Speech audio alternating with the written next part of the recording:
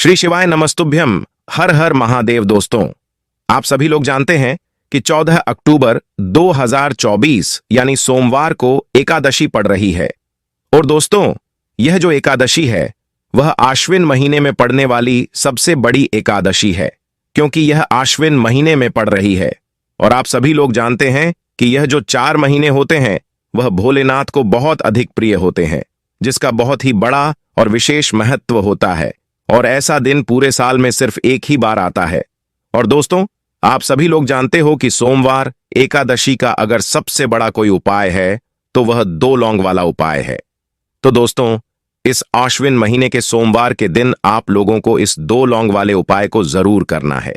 बहुत सारे लोग होंगे जिन लोगों ने इस उपाय को ना किया हो, मतलब पूरा साल निकल गया, उन्होंने किसी भी दिन इस लौंग वाले उपाय को ना किया हो। पर दोस्तों, आपके पास 14 अक्टूबर सोमवार एकादशी के दिन एक आखिरी मौका बचा हुआ है। तो इस दिन आप लोगों को इस वाले उपाय को जरूर कर लेना है। भले ही आपने पूरे साल भर इस उपाय को ना किया हो, पर अगर आपने इस आश्विन महीने के सोमवार एकादशी के दिन इस वाले उपाय को कर लिया तो आपको इस उपाय को करने का वह फल मिलेगा जिसकी आपने कभी कल्पना भी नहीं करी होगी। इसीलिए आप लोग इस वाले उपाय को एक बार जरूर कर लेना, ताकि आप लोगों के हाथ से यह मौका ना जा सके और आपको इस उपाय को करने का फल मिल सके। दोस्तों, यह उपाय पंडित जी ने अपनी अभी की ही शिव महापुराण की कथा में बताया है, जिस उपाय को आज हम आपको बहुत अच्छे से समझाने वाले हैं। इस वीडियो को देखने के बाद इस उपाय को समझने के लिए आपको कोई और वीडियो को देखने की जरूरत नहीं पड़ेगी। तो चलिए दोस्तों, उपाय को शुरू करते हैं। देखिए दोस्तों, यह उपाय इस आश्विन महीने के सोमवार एकादशी के दिन इतना खास होता है, इतना महत्वपूर्ण होता है। देखा गया है कभी कभी बड़े बड़े पूजा पाठ अनुष्ठान से जो मनोकामना पूर्ण नहीं होती है, वह आश्विन महीने के दिन एक छोटे से उपाय करने से ही आपकी मनोकामना पूर्ण हो जाती है। और बहुत सारे लोगों ने इस उपाय को किया भी है और उनको इस उपाय को करने का फल भी जरूर मिला है। अगर आप लोग भी इस उपाय को करना चाहते हैं तो आप इस उपाय को पहले अच्छे से समझ लेना, सुन लेना, उसके बाद करना। आपको इस उपाय का फल जरूर मिलेगा। और इस उपाय को कर लेने से आपके घर में चाहे किसी भी प्रकार का दुख और समस्या क्यों ना चल रही हो, आपको उसका कारण भी नहीं पता है कि भाई यह समस्या किस कारण से चल रही है। उसका कुछ भी कारण हो सकता है, जैसे पितृदोष हो सकता है या किसी भी तरह का मंगल दोष भी हो सकता है। तो इस दिन आप लोगों को यह वाला उपाय कर लेना है। यह एक ऐसा उपाय है जिसे अगर किसी विशेष दिन पर किया जाए तो उस विशेष दिन का फल तो हमें मिलता ही मिलता है, पर हमने उस दिन पर इस उपाय को किया है तो हमें उससे भी बड़ा फल मिलता है, और फल बहुत जल्दी मिलता है, क्योंकि आप इस उपाय को बहुत ही बड़े और विशेष दिन पर कर रहे हो। तो चलिए अब उपाय के बारे में बात करते हैं।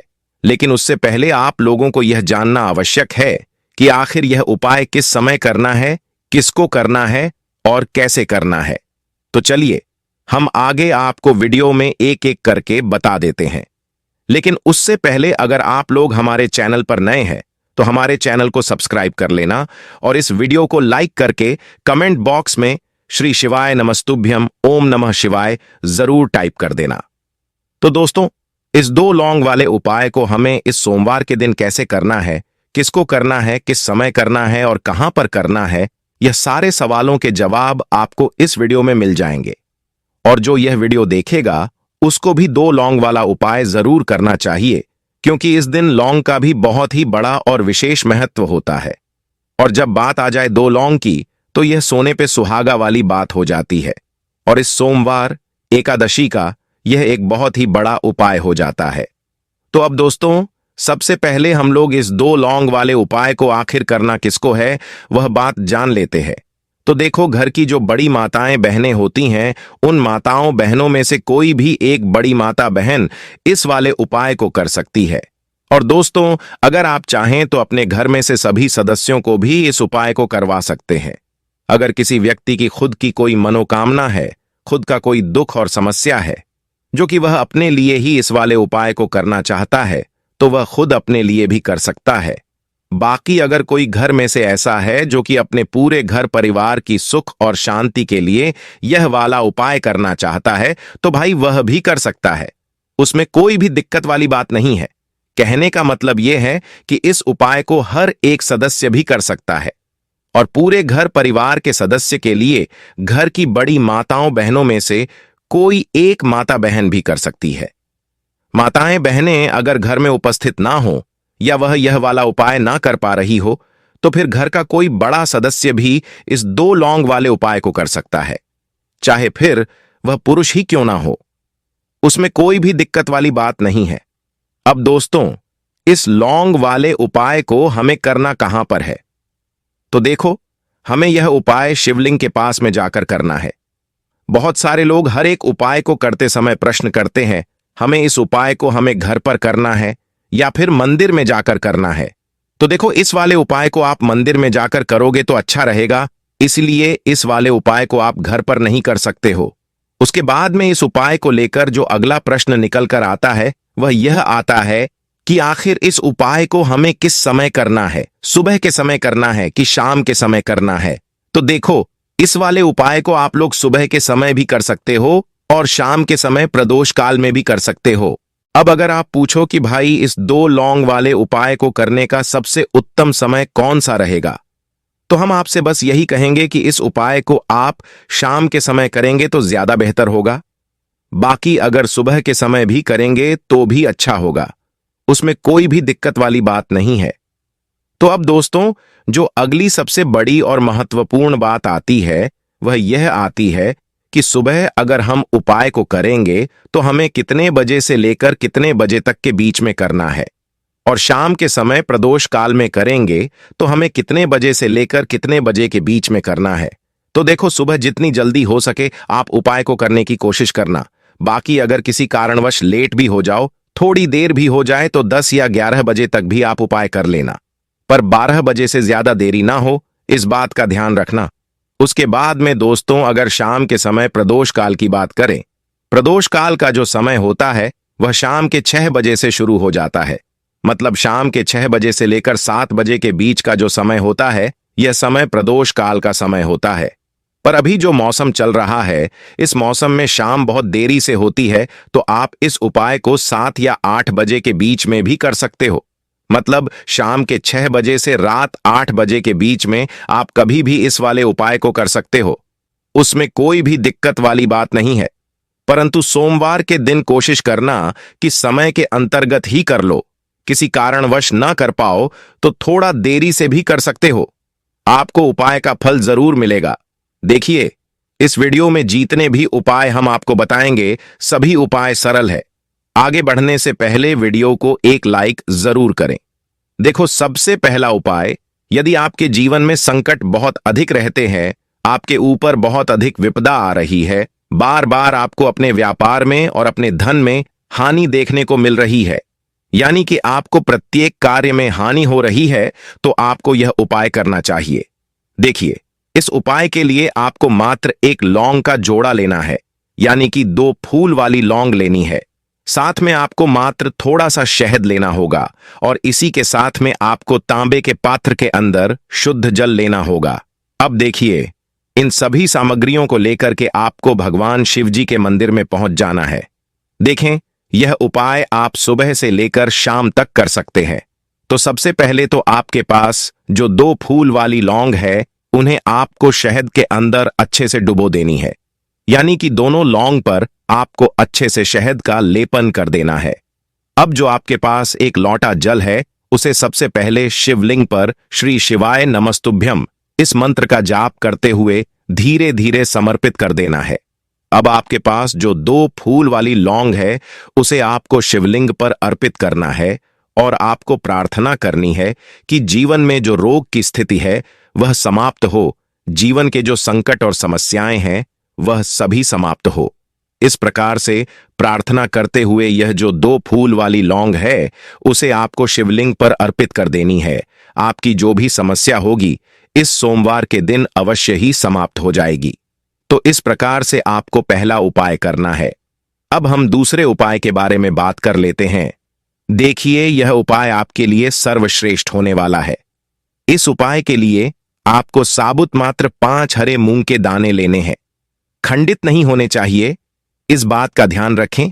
और इसी के साथ में आपको एक तांबे के पात्र के अंदर अपने घर से शुद्ध जल ले लेना है। अब दोस्तों, इन सभी सामग्रियों को लेकर आपको सीधे भगवान शिव जी के मंदिर पहुंच जाना है। देखिए, इस उपाय को आप सुबह भी कर सकते हैं और शाम के समय में भी कर सकते हैं। भगवान शिव जी के मंदिर में पहुंचने के बाद आपके पास जो 5 हरे मूंग है, उनमें से जो पहला हरा मूंग है उसे शिवलिंग के सामने जो नंदी महाराज होते हैं और उनका जो पैर उठा हुआ होता है, वहां पर आपको पहला हरा मूंग समर्पित कर देना है और आपको ओम नमः शिवाय इस मंत्र का जाप कर लेना है। फिर आपको दूसरा हरा मूंग लेना है और शिवलिंग पर जो श्री गणेश जी वाला स्थान होता है, वहां पर आपको यह दूसरा हरा मूंग समर्पित कर देना है। यानी कि शिवलिंग के सीधे तरफ आपको यह दूसरा हरा मूंग समर्पित करना है और फिर आपको ओम नमः शिवाय या फिर श्री गणेशाय नमः इस मंत्र का जाप कर लेना है। उसके बाद तीसरा हरा मूंग का दाना आपको भगवान शिव जी की सबसे प्रिय पुत्री माता अशोक सुंदरी वाले स्थान पर समर्पित करना होगा। शिवलिंग की जो जलाधारी होती है, जहां से जल बहकर के आता है, उसी जलाधारी के बीच में सांप की आकृति के रूप में जो कहीं उठी हुई लाइन होती है, वहीं पर आपको तीसरा हरा मूंग समर्पित करना है और फिर आपको ओम नमः शिवाय इस मंत्र का जाप कर लेना है। अब दोस्तों, जो चौथा हरा मूंग है उसे आपको शिवलिंग पर भगवान कार्तिकेय जी का स्थान होता है, वहां पर आपको यह चौथा हरा मूंग का दाना समर्पित कर देना है और आपको ओम नमः शिवाय इस मंत्र का जाप कर लेना है। अब दोस्तों, आपके पास जो 5वां और अंतिम हरा मूंग बचा हुआ है, उसे आपको उस जल के पात्र के अंदर डाल देना है और इस हरे मूंग युक्त जल से आपको भगवान शिव जी के शिवलिंग पर अभिषेक करना है। जल आपको बिल्कुल धीरे धीरे समर्पित करते जाना है और लगातार आपको शिव महापुराण के मूल मंत्र श्री शिवाय नमस्तुभ्य इस मंत्र का जाप करते रहना है। फिर आपको शिवलिंग के सामने बैठकर, यदि आप अपने बच्चों की बुद्धि, ज्ञान और विवेक के लिए उपाय कर रहे हैं तो उसके लिए आपको प्रार्थना कर लेनी है, या फिर व्यापार में वृद्धि करने के लिए यह उपाय कर रहे हैं तो उसकी कामना करते हुए आपको प्रार्थना कर लेनी है, या फिर अपनी नौकरी के लिए कर रहे हैं, या फिर अपने इंटरव्यू के लिए, या फिर धन की प्राप्ति के लिए कर रहे हैं। जिस भी कामना के लिए आप उपाय कर रहे हैं उसे परिपूर्ण करने के लिए आपको महादेव से प्रार्थना कर लेनी है और फिर आपको वापस अपने घर आ जाना है। पंडित जी ने कहा है कि जो भी व्यक्ति इस उपाय को कर लेता है तो यकीन मानिए, आपके जीवन के जो सारे संकट, कष्ट और बाधाएं हैं वह सभी समाप्त होंगे। अब हम अगले उपाय की बात करते हैं। इस उपाय के लिए आपको एक दीपक लेना है। दीपक आप मिट्टी का भी ले सकते हैं और शुद्ध आटा मढ़कर उसका दीपक भी आप तैयार कर सकते हैं। दीपक के अंदर गोल बाती का प्रयोग करना है और दीपक के अंदर आपको शुद्ध घी का प्रयोग करना है। इसी के साथ में आपको मात्र एक फूल वाली लौंग लेनी होगी। अब यह एक दीपक और एक फूल वाली लौंग लेकर के सीधा आपको बरगद के वृक्ष के वहां पहुंचना होगा। देखिए, सबसे पहले तो आपके पास जो एक फूल वाली लौंग है उसे आपको बरगद के वृक्ष की जड़ में समर्पित करना है। देखिए, अगर आपके जीवन में कोई भी बड़ा संकट आने वाला है, कोई भी बड़ा कष्ट आने वाला है, तो वह इस उपाय के माध्यम से दूर होने वाला है। महादेव की विशेष कृपा रहेगी कि जो भी संकट आपके जीवन में आने वाला होगा वह भी दूर हो जाएगा। तो आपको बरगद के वृक्ष की जड़ में एक लौंग समर्पित करनी है और वहीं पर आपको गोल बाती वाला दीपक जो आप लेकर के गए हैं उसे भी वहां पर प्रज्वलित कर देना है। महादेव का स्मरण करते हुए आपको यह उपाय करना है। अब हम चौथे विशेष उपाय के बारे में जान लेते हैं। देखें, यदि आपके विवाह में कोई भी समस्या आ रही है, यदि आपका जो कर्ज है वह दिन प्रतिदिन बढ़ते ही जा रहा है, तो आपको यह चमत्कारी उपाय करना चाहिए। अगर जीवन में कोई भी समस्या है तो उसे दूर करने के लिए आपको यह उपाय करना चाहिए। मंगल दोष से जुड़ी हुई समस्या भी है तब भी आपको यह उपाय करना चाहिए। देखिए, इस उपाय के लिए आपको एक तांबे के पात्र के अंदर अपने घर से शुद्ध जल लेना है और इसी के साथ में आपको एक चुटकी लाल चंदन लेना होगा। अब आपने जो लाल चंदन लिया है उसे आपको उस जल के पात्र के अंदर डाल देना है और यह जल आपको लाल चंदन से युक्त तैयार कर लेना है और यह लाल चंदन से युक्त जल आपको भगवान शिव जी के मंदिर में लेकर के पहुंचना है। यह उपाय भी आप सुबह से लेकर के शाम तक कर सकते हैं। अब दोस्तों, यह जो लाल चंदन से युक्त जल है, इसे आपको भगवान शिव जी के शिवलिंग पर धीरे धीरे अर्पित कर देना है और आपको लगातार श्री शिवाय नमस्तुभ्यम इस मंत्र का जाप करते रहना है। देखिए, यदि आपके जीवन में विवाह से जुड़ी समस्या चल रही है तो आपको मंगलेश्वर महादेव का स्मरण करना है, और जीवन में अधिक कर्ज की समस्या है तो आपको आरणमुक्तेश्वर महादेव का स्मरण करना है। देखना, एक दिन आपकी सब तरह की समस्या जल्दी ही समाप्त हो जाएगी। तो इस प्रकार से आपको यह चौथा उपाय करना है। अब हम अंतिम और पांचवें उपाय के बारे में जान लेते हैं। देखिए, यह जो उपाय है विशेषकर आपको हनुमान जी के मंदिर के वहां पर ही करना होगा। जब भी आपको ऐसा लगने लगे कि आपके जीवन में जो कर्ज है वह समाप्त ही नहीं हो पा रहा है, दिन प्रतिदिन बढ़ते ही जा रहा है, कष्ट जो है वह दिन प्रतिदिन बढ़ते ही जा रहे हैं, कष्ट जो है वह समाप्त ही नहीं हो पा रहे हैं, यानी कि जीवन में जब भी कोई विपदा आती है, संकट आता है, तो हमें संकट मोचन हनुमान जी के मंदिर में जाना चाहिए। लेकिन यह उपाय बहुत ही खास है। इस उपाय के लिए आपको एक चौमुख दीपक तैयार करना होगा। आपको एक दीपक लेना है, दीपक के अंदर 4 बाती लगानी है। देखो, बाती के लिए आपको कलावा का मौली वाला धागा आता है, उसकी भी बना सकते हैं, या फिर आप सफेद रुई की जो बातियां होती हैं उनसे भी बना सकते हैं। अब आपको एक कटोरी सरसों का तेल लेना है और अब इस दीपक के अंदर आपको चमेली का तेल डालना है, या फिर जो आपने कटोरी में सरसों का तेल लिया है वह तेल डालना है। और इसी के साथ में आपको मात्र एक फूल वाली लौंग भी लेनी है। देखिए, अब जो यह दीपक और लौंग है, इन दोनों को लेकर आपको हनुमान जी के मंदिर पहुंचना है। अब सबसे पहले तो यह जो चौमुखी दीपक है उसे आपको हनुमान जी के सामने प्रज्वलित करना है। दीपक को प्रज्वलित करने के बाद आपको वहीं पर एक बार हनुमान चालीसा का पाठ करना है, या फिर आप आरण मोचन मंगल स्तोत्र का पाठ भी कर सकते हैं।